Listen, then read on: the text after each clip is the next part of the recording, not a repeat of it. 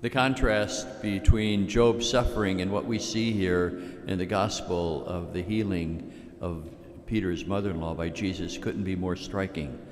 We see, for instance, that Job suffers because of his illness and his difficulties and setbacks, but also because he feels all alone. And in fact, people blame him for his illness as though it came upon him because he did something wrong. But Jesus takes another kind of approach when it comes to those who are ailing.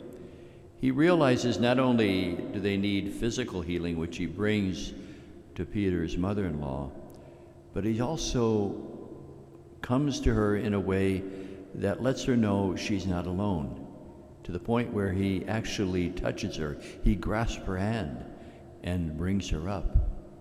It's a way in which he communicates to us that the healing ministry of the church must also be about not only providing and making sure that people have health care, good medical training, good medical health care, but also that there has to be this pastoral approach in which they feel as though they're not alone and that someone is with them, and they're integrated back into the family.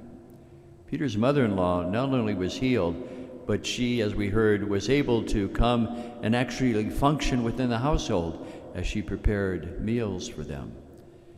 Healing is about making sure that those who are sick feel a part of the whole society and the whole family that they're involved in. We tried to do that during the pandemic in a very special way.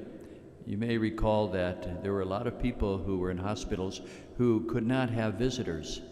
We had about 45 of our priests who volunteered at their own risk sometimes, repeatedly going into hospitals to be with people, to bring them communion, or also to anoint them before they died, so that they would not be alone. And sometimes the hospital staff, nurses and others, would take their phones and record the video of that taking place, which is a great comfort to families who couldn't be there as a family member faced the moment of death. That's the kind of healing that that Christ is asking the church to bring into the world. Yes, we have to defend the right to health care. Healthcare is not a commodity that is only to be given to those who can afford it, but it is, in fact, a right, because health care allows us to flourish. But in addition to that, we have to encourage people who have sick members who are sick in their family to make sure that they do everything possible so that the loneliness and the isolation that sick people often experience is taken away by their interests, their visits, calling, cards that are sent.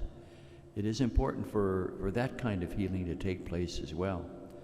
We also know that as the Holy Father has authored a wonderful letter for the World Day of the Sick, which is next weekend, which coincides with the Feast of Our Lady of Lourdes, that he tells us that healing the sick is about healing relationships.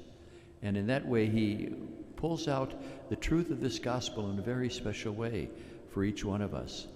So maybe as we have this World Day of the Sick coming upon us, if there are people in our families or friends that we know who are in hospitals, to take time to visit them, or to send them a card, give them a call, or maybe those of you who are watching this televised Mass, to be able to in some way make sure that those who are your family and friends know of your need for the kind of healing that comes in making sure that you're not alone. The Holy Father had a wonderful expression that he often uses, that we should never ignore people or even look down on them. The only time we should ever look down on them, he says, is when we're reaching down to offer them a hand to pull them up. That is the kind of healing that Jesus was about. It's the kind of healing that the church is being asked to continue, and which each one of us as disciples is to bring into the world.